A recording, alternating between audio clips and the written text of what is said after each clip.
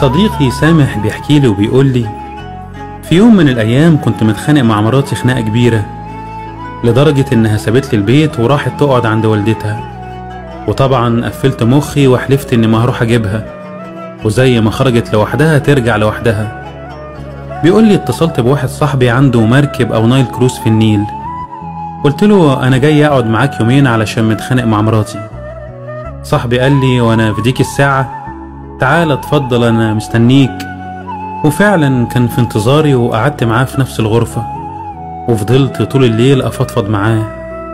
وقبل ما ننام سمع صوت عالي في الريسبشن، فطلع يشوف فيه ايه وساب موبايله على الكومودينو، فتليفونه رن، فبصيت لقيت اسم المتصل وصية رسول الله.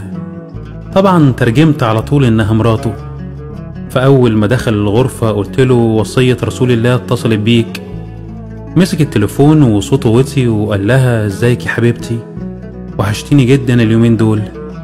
انا قلت يمكن بيكلم بنته وردت على التليفون غلط مكان مامتها، لكن مضمون كلامه عرفت انها مش بنته ولا حاجة، دي مراته. خلص المكالمة وقلت له قول لي بقى ايه حكاية وصية رسول الله دي؟ قال لي دي مراتي. قلت له لا يا راجل، ما انا فاهم.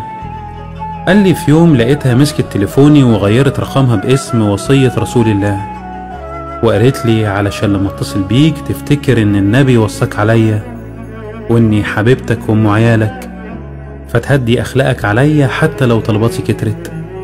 ابتسمت وقلت له ربنا ما يحرمكم من بعض، انا هنام بقى علشان تعبان، تصبح على خير.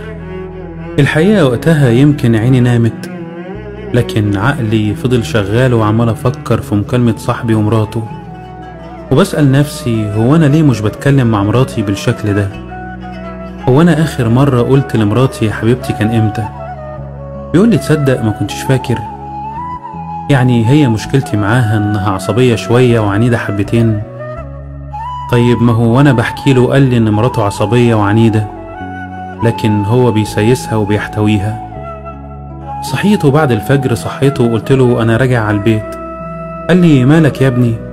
قلت له بعدين ابقى اقول لك، واخدت عربيتي ومشيت.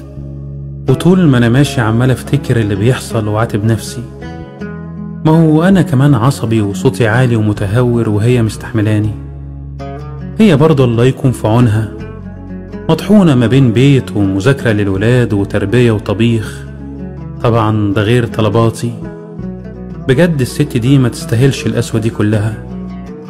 بيقول لي رحت مطلع الموبايل وغيرت اسمها وخليتها وصية رسول الله، علشان افتكر ان الست دي اللي النبي وصاني عليها، فلما تتصل افتكر انها حبيبتي وام عيالي، فهدي اخلاقي عليها حتى لو طلباتها كترت.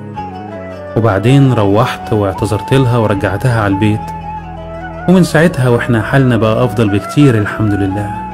القصة خلصت، لكن اللي لاحظته ان كلمة السر ورا تغيير حالهم للأفضل لما عينه وقعت بالصدفة على جملة وصية رسول الله. فاوعوا تستهونوا بالصدف، اوقات بتكون رسايل من ربنا مبعوتلك انت بالتحديد في الوقت والميعاد اللي انت محتاجهم فيه، والركة عليك بقى يا ترى هتفهم الرسالة ولا لأ. أنا أعرف واحد حياته اتغيرت بعد ما قرأ آية مؤثرة مكتوبة على ميكروباص. أعرف واحدة كانت بتنهار لحد ما عينيها وقعت بالصدفة على بوست محفز. أعرف أسرة كانت بتضيع لحد ما سمعوا فيديو على الفيسبوك غير مصيرهم. فأرجوك بلاش تتريق على صاحبك اللي مش متدين لو نزل بوست فيه آية أو حديث أو عظة.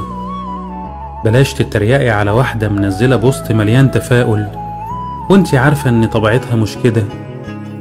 ما تعرفيش مين عينه هيجي على كلامك فتكون سبب في تغيير أحوال الناس بدون ما تشعر. فخليك دايما نموذج في كلامك وأفعالك وتصرفاتك، سواء على السوشيال ميديا ولا في الحياة، وخلي اللي يشوفك أو يسمع عنك يدعيلك مش يدعي عليك. وبالمناسبة ياريت نشيل من على الموبايلات اسم الحكومة أو البيت أو أم فلان ونبدله بوصية رسول الله، علشان لما مراتك تتصل بيك تفتكر إن النبي وصاك عليها وإنها حبيبتك وأم عيالك، فتهدي